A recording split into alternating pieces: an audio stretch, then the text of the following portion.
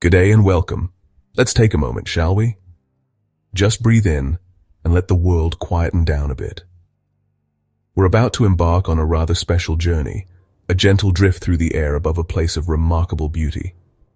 We're heading to Suzhou, a city often called the Venice of the East. From up here, suspended in the soft morning light, the hustle and bustle of the world below seems to melt away. We're invited to see this ancient city not as a collection of streets and buildings, but as a living, breathing work of art. It's a place where water and stone, garden and skyscraper tell a story that has been unfolding for well over 2,000 years. So come with me, let's float on the breeze and explore. Imagine yourself rising slowly, effortlessly, as the ground gently falls away. The first thing you'll notice is the light. It's a soft, diffused light, filtered through a gentle haze that gives everything a dreamy quality. From our serene perch, the layout of Suzhou reveals itself to be a masterpiece of urban planning, woven over millennia.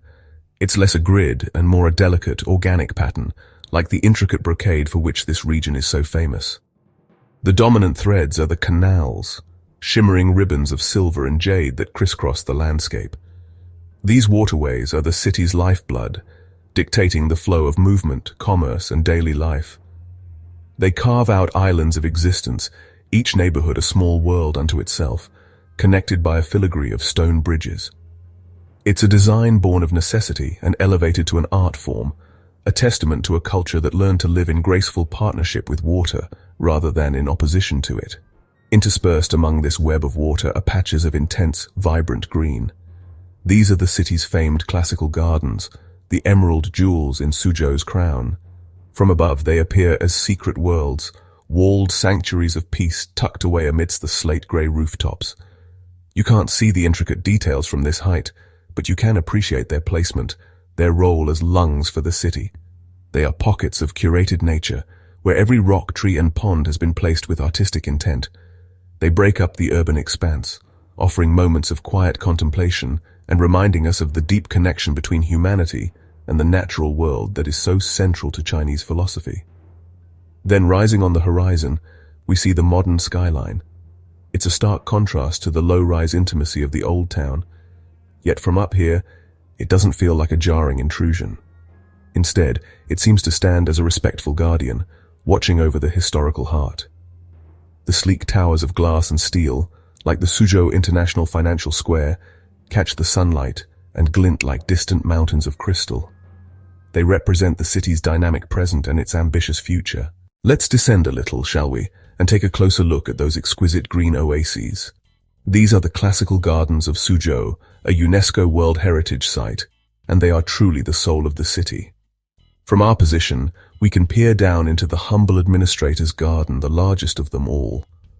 It doesn't look like a single unified space, but rather a collection of intricate scenes connected by winding paths and covered walkways. We see a mosaic of ponds, islets and pavilions all artfully arranged.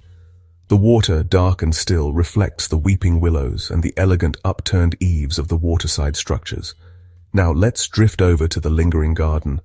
From the air, its layout seems even more complex, a masterclass in the art of concealing and revealing.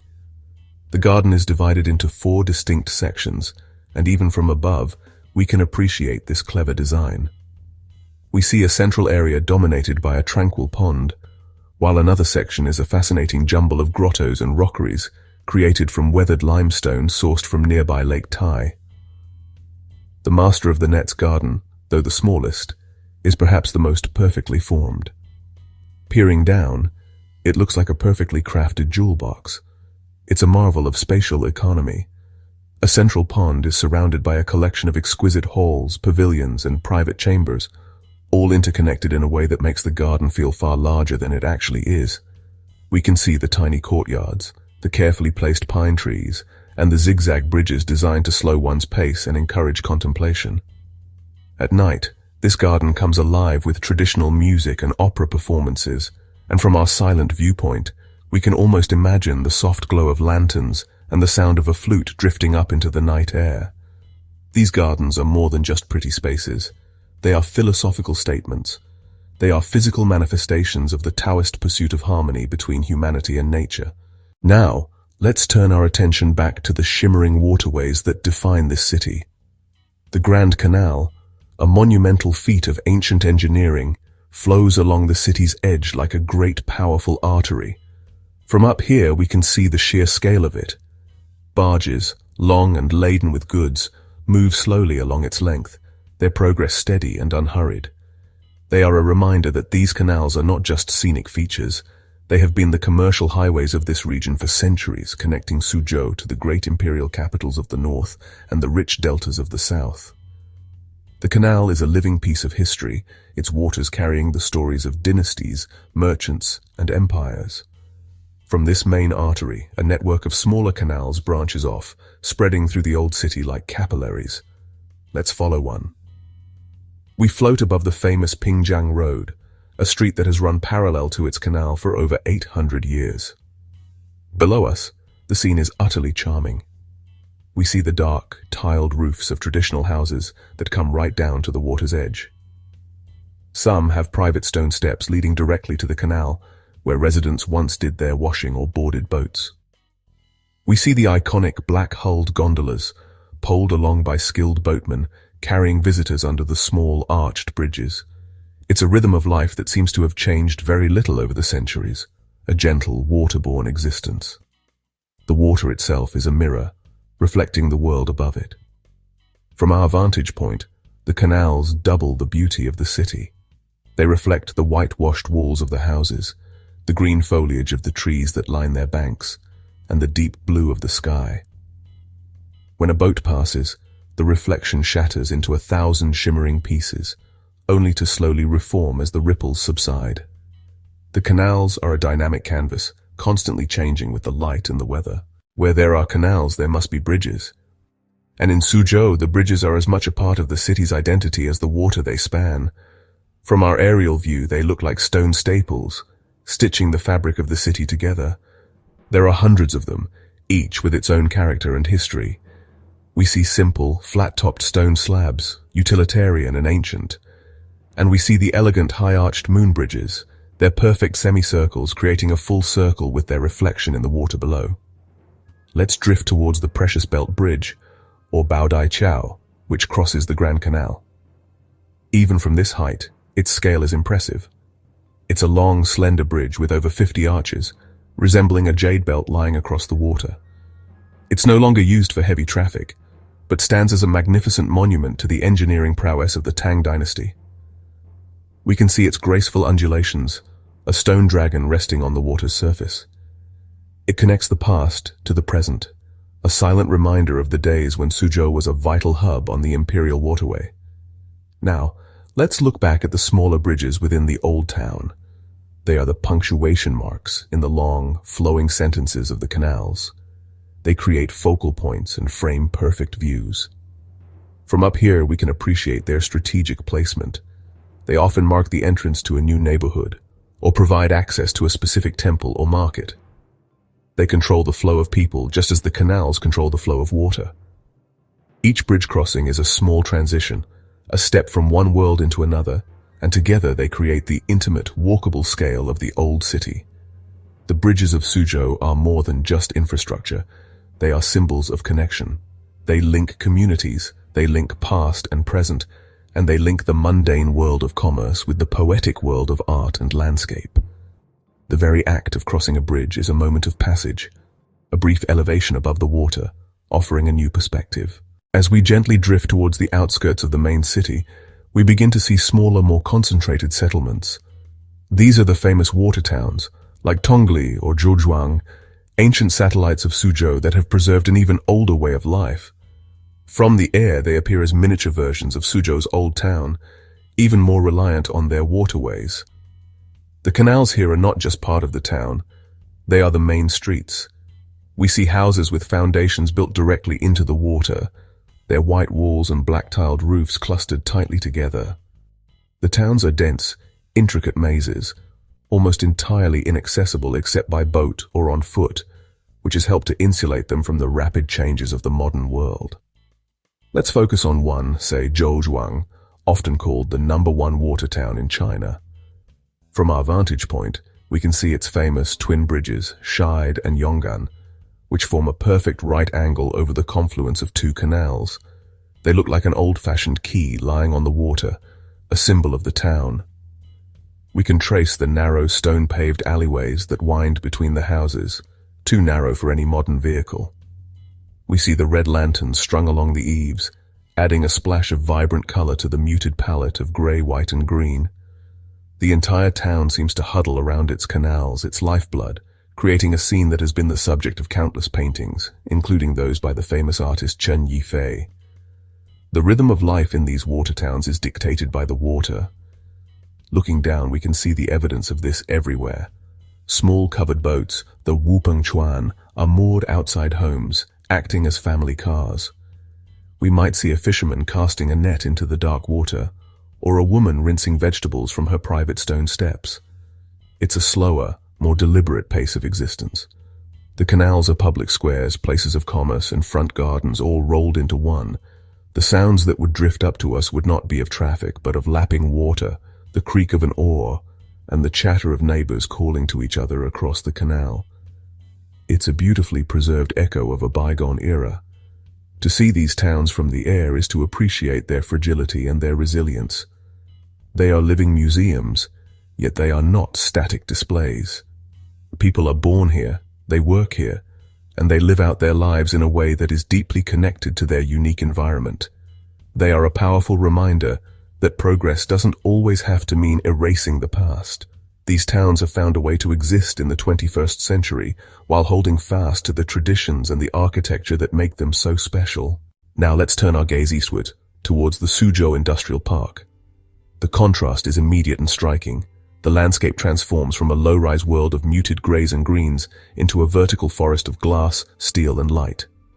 Here, the canals are wider, straighter, and flanked by manicured lawns and modern promenades. This is the new Suzhou, a global hub of technology and innovation. The centerpiece of this modern marvel is the Gate to the East, a colossal skyscraper that looks like a giant archway or a monumental pair of trousers, depending on your perspective. It stands as a bold, confident statement about Suzhou's place in the modern world. From our high vantage point, the skyline is not a chaotic mess, but a carefully planned cityscape. The towers are clustered around Jinji Lake, a large, beautiful body of water that acts as the heart of this new district. We can see the sweeping curve of the Suzhou Culture and Arts Center, its roof like a metallic wing, perched on the lake's edge. We can see the Ferris wheel, a colorful circle of light, offering its own panoramic views to those below. The modern architecture here is ambitious and often breathtaking, designed to impress and to function as a world-class business center. This is the economic engine that powers the region, a place of immense energy and ambition. Yet even here in this bastion of modernity, the ancient principles of Suzhou have not been forgotten. The importance of water and green space is still paramount. Jinji Lake is not just a decorative feature, it is the organizing principle of the entire district. Parks, walkways, and recreational areas line its shores, ensuring that this new city is not a concrete jungle. The planners have learned from the city's ancestors, understanding that a livable city needs places for people to gather, to relax, and to connect with nature. From the air, we can see the green corridors that weave between the skyscrapers, a conscious echo of the gardens in the old town. This new district doesn't turn its back on the old city. It complements it. They exist in a kind of symbiotic relationship. The old town provides the cultural soul, the historical anchor, and the tranquil escape. The new district provides the economic vitality, the global connections, and the vision for the future. Soaring above them both, we can see the whole story. We see the journey from a small settlement on the water to a major imperial city, and now to a global metropolis. It's a story of incredible transformation, but also one of remarkable continuity, a dance between preservation and progress that Suzhou has mastered with exceptional grace. As our 10-minute escape draws to a close, let's take one last long look down upon this remarkable place. The sun is a little higher in the sky now, and the morning mist has burned away, revealing the city in all its intricate detail. The canals glint like polished silver, the gardens are pools of deep emerald, and the distant towers of the new city stand sharp against the horizon. It is a view of breathtaking scope and beauty, a final, lingering image of a city that is both an ancient poem and a modern epic. The view from above has given us a special kind of understanding, a sense of the grand patterns and rhythms that are invisible from the ground. What we take away from this aerial journey is a profound sense of peace. Suzhou, even with its millions of residents and its bustling economy, exudes an atmosphere of calm. It is a tranquility born of water, of gardens, and of a deep cultural respect for harmony and balance. We have seen how the city's design encourages a slower, more contemplative pace of life. The winding paths, the zigzag bridges, the quiet canals, they all conspire to make you pause, to look, and to appreciate the beauty of the moment. This is the city's enduring gift to the world, a lesson in how to live gracefully. We have witnessed the seamless integration of past, present, and future. We have soared over the rooftops of Ming Dynasty scholars and the boardrooms of 21st century innovators. We have seen how a city can honor its heritage not by treating it as a fragile relic, but by making it a living, breathing part of its contemporary identity. This ability to evolve without losing its essence is the secret to Suzhou's timeless allure. It is a city that feels ancient and futuristic all at once, a place where every stone in every garden seems to whisper stories of the past, while every gleam from every skyscraper promises a brilliant future. So, as we gently descend, let's hold on to this feeling of serenity. The image of Suzhou from the heavens, this living tapestry of water, stone, garden, and glass, is one that will stay with us. It's a reminder that even in our fast-paced world, there are places where beauty, history, and tranquility still reign supreme. It has been a privilege to share this quiet escape with you. A brief moment of peace and wonder, soaring above the timeless, enchanting city of Suzhou. Thank you for joining me.